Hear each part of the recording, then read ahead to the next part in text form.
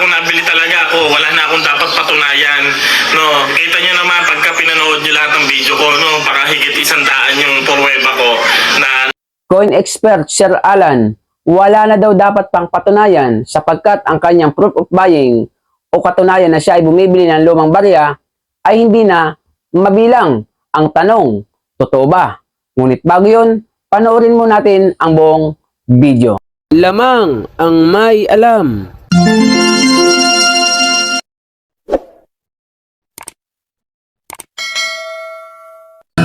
Ginto pilak ang trabaho ko, pagpilatis ng ginto eksperto ko. Magandang panahon po sa inyo mga kaibigan ko dito po sa ating channel More Than Treasures. Sa video po natin ito ay ating pag-aaralan muli kung ang video ba ni Sir Alan Coin Expert ay may katotohanan at gaano ito katotoo. Ngunit bago po yun, shoutout sa ating mga kaibigan kay Coiners Ring at kay Musikahan at iba ba at kay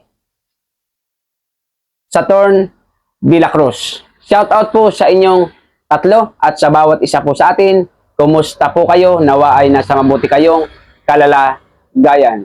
So sa video po natin ito ay kaya po natin ito ginagawa dahil hindi po tayo papayag na ang tungkol po sa ganitong mga vlog ay nakikita kong pawang walang katotohanan sapagkat uulitin ko po sa inyo, tayo po ang legit na namimili ng mga coins at ginto, pilak, maging iba't ibang barya. So sa video po natin ito ay ating himay-himayin ang video po ni Sir Alan Coin Expert. Tingnan niyo po ang kanyang video. Alan. Oh, nandiyan yung pinapunta mo sa baba. nakita ko 3 yung dumaan dito. Isa lang ang kausap ko, 3 yung dumaan dyan. Eh, isa lang naman yung nagabot sa akin. Isa lang to. Oo, ang babae. Ano pong sabi? May pinapunta si Sir Alan sa baba para magbenta po ng alahas. Siyempre, obvious naman na kaya pinapunta ni Sir Alan ay para magbenta ng alahas. Ngunit, ano pong sagot ni Sir Alan doon sa babaeng kausap niya? Ito po. Nakita ko 3 yung dumaan dito. Isa lang ang kausap ko, 3 yung dumaan dyan. Eh, isa lang naman yung nagabot sa akin. Isa lang to. Oo, ang babae. So, ang pagkakasabi ni Sir Alan, nakita ko kasi 3 ang dumaan dito pero iisa lang ang kausap ko. Bakit kaya ayaw ni Sir Alan na may ibang kasama yung isang taong kausap niya para magbenta sa kanya ng coins? Ano kaya ang dahilan? Tignan niyo po ang kanyang dahilan. Hindi, baka bilang magbenta. Ano daw? Kasi tulog.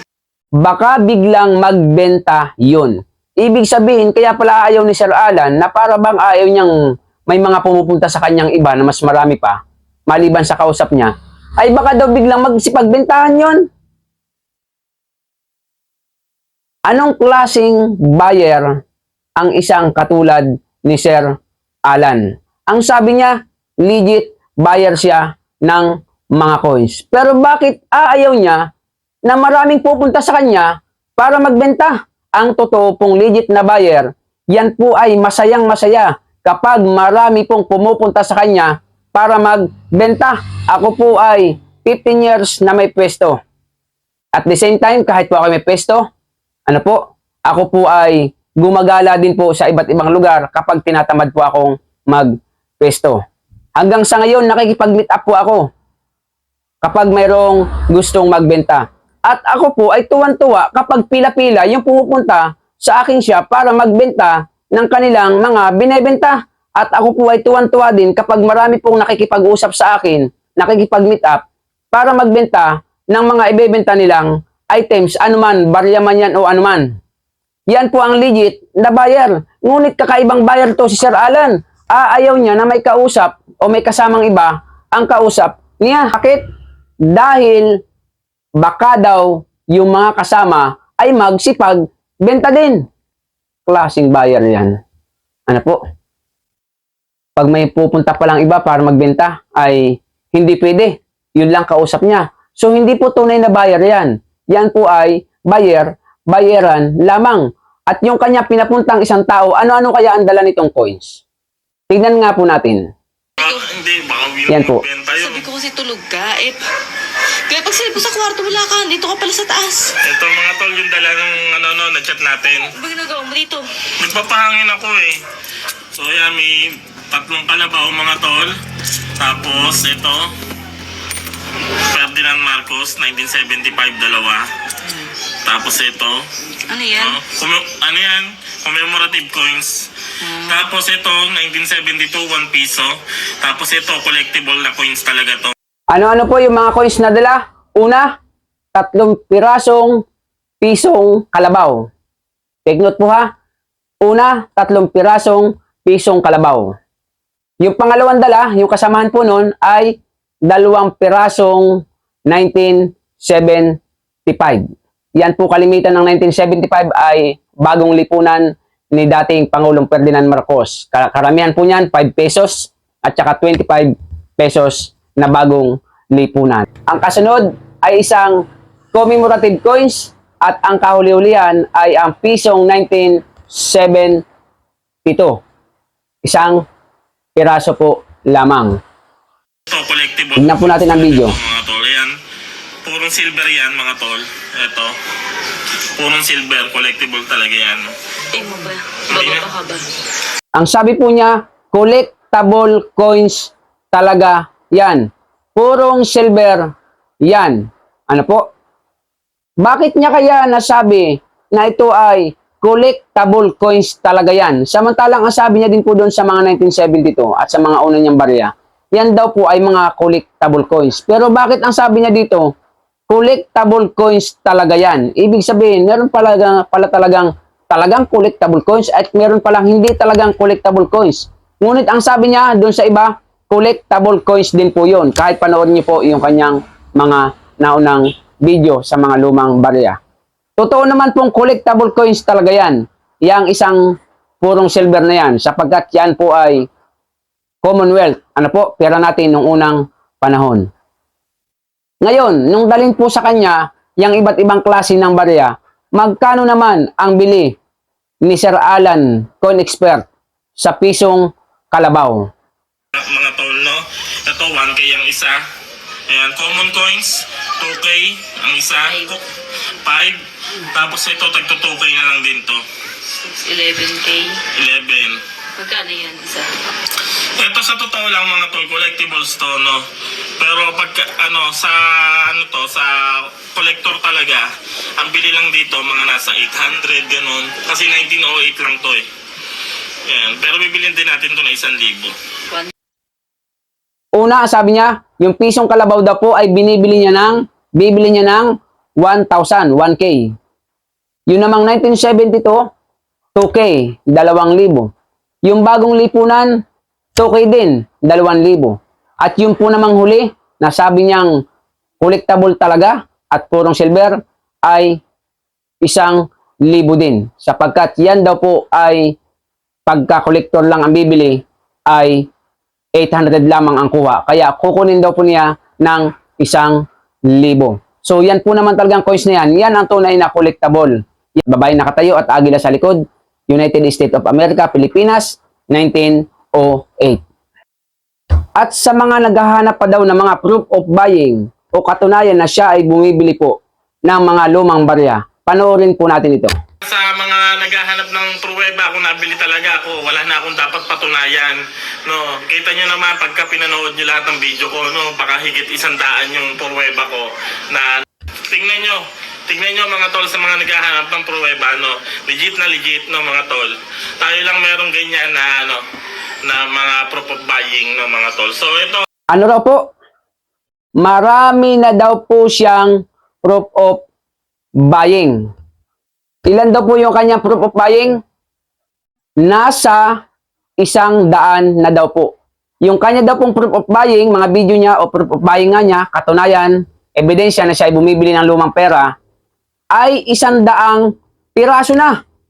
So, ang sabi niya nung unang kanyang mga video, kahit po panoorin natin yung kanyang mga unang upload, hindi na raw po mabilang ang kanyang proof of buying. Ngayon naman ito, 100 na daw ang kanyang proof of buying. 100 mahigit. Napakahina naman sa mathematics ng taong yan, bata lang 100 plus, hindi na daw mabilang ang kanyang proof of buying, 100 o mahigit lang 100. Anak ko lamang na grade 1 ang bibilang niyan. Sobra pa, 100. Ano po? Ngayon, kung sinasabi niyang napakarami niyang proof of buying, ako naman po ang magtatanong. Kung ang proof of buying niya ay 100 o mahigit pa 100, gawin mo ng 200. Gawin niya ng 200 ang kanyang proof of buying. Sasapat ba yan na proof na ikaw ay talagang legit na buyer kung ikukumpara sa iyong followers na 2.1 million? So kung 100 lamang ang iyong proof of buying, may 2 million ka pa na hindi nabibilhan. Ano po? May 2 million ka pa na hindi nabibilhan. Dahil sisiguraduhin ko mga ka-more than treasures, bagamat hindi lahat, pero karamihan na nag-follow sa kanya ay talagang nagko-comment sa kanya na pwede bang mabili mo ang coins ko. Ang sabi niya kasi sa tuwing magbablog siya, oh, mag-like, comment, share, follow kayo para kayo ay mapili ko. Ang maganda dapat pamagat ng kanyang video, oh, sa lahat po ng aking bibilhan ng mga coins, yan po ay sa mga followers ko lang. Ngunit kahit ikaw ay followers ko na, hindi porque followers ka na ay mabibilhan na kita. Pipiliin muna kita sa aking comment section. 100 pa lang ang kanyang proof of buying. Ang kanyang followers, 2 million. Ibig sabihin, may 2 million pa siya na hindi nabibilhan. Ito ang paalala ko sa lahat. Kung si Sir Alan talaga ay legit coins buyer, kayo po na lahat ng nanonood at nag-comment na umaasang mabibilhan ni Sir Alan, ano po, sa kanyang comment section na nag-aalok kayo na ibebenta ang inyong coins. Panoorin nyo po ito. Tandaan nyo po itong sasabihin ko. Kung legit na buyer yan si Sir Alan ng iba't ibang barya, lahat sana kayo na nag-alok sa kanya ay binili na po niya. Bakit? Anong sabi niya binibili niya? Lagpaskwelyo. Okay? Kung ikaw ay nag-comment dyan at nag-alok sa kanya ng lagpaskwelyo, dapat binili niya yan. Pangalawa, yung 1972. Kung ikaw ay may 1972, dapat binibili niya yan. 1974, pisong kalabaw. May piso pang niyog eh. Meron pa nga 1973. Ay, ang tanong, wala namang 1973. Ano po? Dapat po lahat ng inalok ninyo ay binili niya kung siya ay legit na buyer. Ano ba ang kapalit? Bakit niya binibili? Ito po ang katotohanan. Kailangan munang mag-follow ka. Ang sabi niya lagi sa kanyang huling vlog. Mag-like and share. Dahil bago daw po piliin ang iyong pangalan, titignan niya muna yung account mo kung nakapalo, like, and share ka sa kanya. Ibig sabihin, pag hindi nakapalo at nag-alok sa kanya, hindi niya bibilhin. Imposible. Imposible hindi niya po bilhin. Kung ang coins na ibebenta kahit hindi nakapalo ay talagang collectible coins. Katulad ng gold coins at silver coins. Kahit hindi ka nakapalo, sisiguraduhin ko sa iyo, pag inalok mo sa kanya, huwag ka na mag-comment, tawagan mo lang yan, sabihin mo may gold coins ka, bibilhan ka niyan. Pero pag ang iaalok mo sa kanya 1972, never mind, hindi ka po niyan bibilhan. Kahit po ikaw ay nakapalo, like, and share. Bakit? Dahil po ang paraan niya ng pagpapadami ng views at saka ng followers ay ipapapalo ka muna. Pako-comment, like, and share. Dapat sinasabi niya ang totoo na bumibili lamang ako at bibigyan ko kayo ng pagkakataong mabilihan kung ikaw ay nakapalo. Ngunit hindi mo nakapalo ka, bibilhan na kita. Dapat ikaw ay mapili ko din sa comment section. Ito, hamon ko kay Sir Alan. Kung talagang siya ay legit na buyer at talagang bumibili siya, hindi dapat siyang gumagawa ng pruweba para ipakita sa taong bayan na siya talaga ay bumibili. Dapat yung taong bayan ang kanyang tatanungin kung may ibebenta ba. Ako ito, mga ka-more than treasures, sa lahat po na makapapanood nito, mapapatunayan lamang ni Sir Alan, coin legit buyer at coin expert, na siya talaga ay buyer kapag binili niya ang mga coins ko. Ano ba yung mga coins na binibili niya? Meron siyang 20 pesos lagpaskwelyo. Meron po ako niyan. Bagamat bininta ko na yung karamihan. Meron po siyang 1972, 1974, binibili daw po niyan. tatambakan ko yan. May pisong kalabaw, may pisong niyog, at may iba-iba pa siyang nabibili. Okay. Ito yung siguradong marami ako. 1972 at 1974. Plus quarter dollar. Binibili niya yan eh. 15,000 nga daw eh. Sige. I-vlog natin sa YouTube. Kapag ako'y napagbigyan mo at napatunayan mo na binibili mo nga ang lahat ng coins na sinasabi mo, buburahin ko na ang YouTube channel ko. Pero kapag hindi mo napatunayan, remember, ang sabi mo, 100 pa lang ang iyong proof of buying. 2 million ang iyong followers. Ibig sabihin, 2 million ang nag-aalok sa iyo o kung hindi man kalahati na lang, di 1 million pa, marami ka pang hindi binibili sapagkat ang totoo, dapat patunayan mo na ikaw talaga ay buyer. Kaya yung 2.1 million na nanonood sa iyong followers mo, kapag hindi mo ko napagbigyan sa hamon ko na bayaran mo lahat ng aking coins dito, kasi sabi mo binibili mo eh, ano po? Ibig sabihin, nagpapaasa ka lamang ng tao. Ibig sabihin, hindi ka tumutulong. Kasi ang sabi mo, paraan mo ng pagtulong, bibilhin mo ang coins nila. Pero hindi. Nagbigay ka ng isa sa tao, binigyan ka naman ng tao ng 10 at higit pa. Bakit? Bibilan mo yung isa na pili mo. 2 milyon yung nagla-like and share ng video mo. Hindi mo naman binibili lahat ng kanilang coins. Kung sino lang mapili mo. Ibig sabihin, nagpo-promo ka lang na kung sino lamang mapili. Kumbaga man, parapol. Para ka lang nagpaparapol kung sino mapili mo. Alisin mo yung pamagat mo na ikaw ay legit coin buyer. Dahil pag hindi mo talaga inalis yan, hindi kita tatantanan sa lahat ng aking video. Lahat ng content mo kukunin ko hanggang harapin mo ako sa social media at patunayan mo na lahat ng coins na sinasabi mong binibili mo ay bibilhin mo sa akin. Dahil hindi ako nagbibiro. Pag kumasa ka, na bibilhin mo nga yung mga coins ko, kakasa ako anytime. Ano po? Sa social media. Basta meron tayong agreement with notaryo para walang atrasan at ito po ay legal. Remember sa lahat ng nanonood, may nag-comment sa akin, ako daw ba ay nasaktan ni Sir Alan? Bakit daw ba ako ay nagagalit? Hindi po ako nagagalit. Ako daw ba ay ano daw po ang aking narating sapagkat limpak-limpak na daw ang kinita ni Sir Alan. Wala akong pakialam kahit limpak-limpak pa ang kanyang kinita. At ano na daw ba ang aking narating? Isa lang ang sasabihin ko sa kanya. Narating ko na ang kanyang Facebook page at magiging bilib lamang ako sa kanya o lahat ng nanonood. Bibilib lamang tayo sa kanya kapag ako naman ang narating niya. Dahil narating ko na yung kanyang Facebook page eh. Narating ko na nga mismo siya eh. Ano? Ang sabi sa comment, mga fake account. Ano bang narating mo? Ano po? So, isa lang sagot ko. Narating ko na si Alan. Dapat, kung talagang siya ay magaling, dapat marating niya din ako. Harapin niya ako sa YouTube o kahit na sa Facebook, sa social media, bayaran niya ang lahat ng coins ko. Tanggapin niya ang hamon po natin. Hindi po ako galit sa kanya. Bakit ko ginagawa ang bidyong to? Naghanap lang talaga ako ng vlogger ng mga error coins. Iba't ibang coins. Nakita ang mukha. Kasi mahirap pong patunayan kapag kamay lang eh.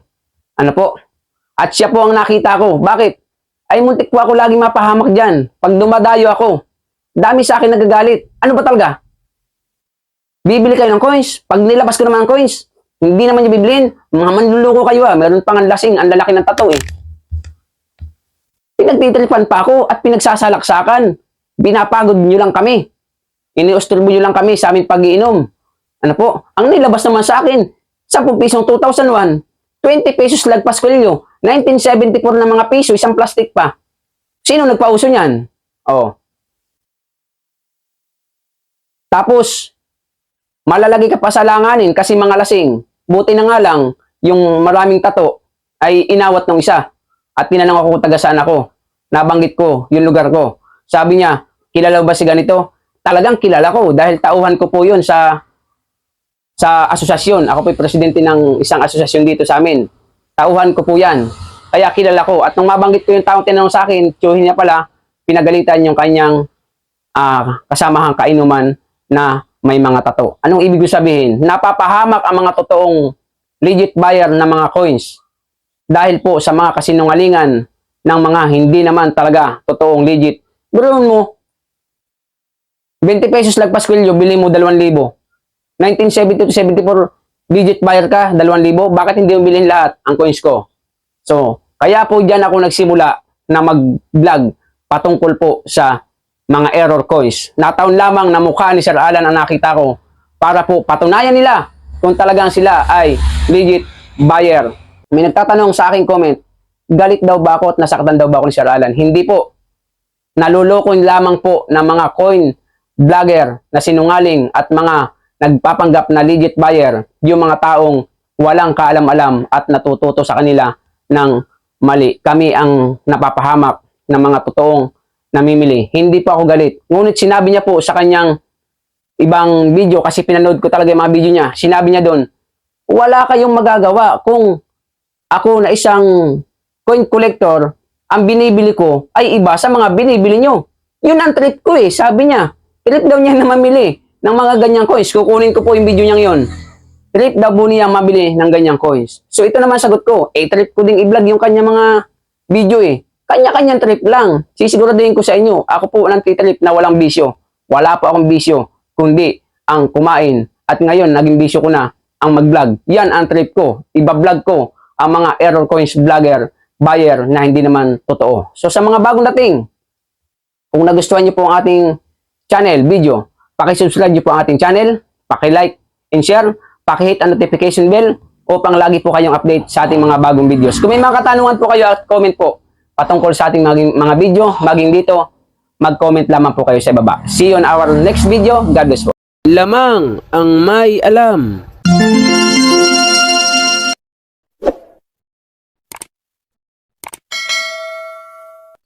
Ginto pilak ang trabaho ko, pagpilatis ng ginto eksperto ko. Kung sa mga kabisado ko, alam ko ang peke at totoo. Ako ay isang asayang ng ginto, alam ko ang tunay at totoo. Kung usapan ay alas lang, yan ay kaya nating patunayan. Ako ay alahero at asayer ng ginto, alam ko ang tunay at totoo. Walang maitatago kung usapan ay ginto, pagkat ang alahero'y eksperto sa ginto. Mayroon ngayong bagong pauso, mahal daw ang bariyang 10 piso. 2001. Ang iba naman ay 5 piso. Ang iba ay 20 peso, lagpas kwelyo. Kung sila'y inyong tawagan, chat mo at kahit reply wala man lang, pagkat ito ang katotohanan. Sa usapang barya, sila'y walang alam. Ginto pilak ang trabaho ko, pagpilatis ng ginto'y eksperto ko. At kung sa mga ay kabisado ko, alam ko ang peke at totoo. Ako ay isang asayer ng ginto, alam ko ang tunay at totoo. Walang maitatago kung usapan ay ginto, pagkat ang alahero'y eksperto sa ginto. May mga taong akala mo ay may alam sa pagkilatis ng ginto ay nakikialam, ngunit ang kanilang ginagawang paraan ay napakalayo na sa katotohanan. Ginto pilak ang trabaho ko, Pag pilates ng ginto'y eksperto ko. Kung sa mga katak ay kabisado ko, alam ko ang peke at totoo. Ako ay isang asayer ng ginto, alam ko ang tunay at totoo.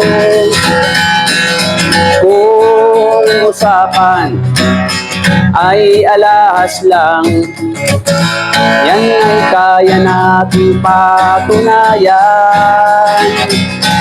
Ako ay alahero at asayer ng ginto, alam ko ang tunay at totoo.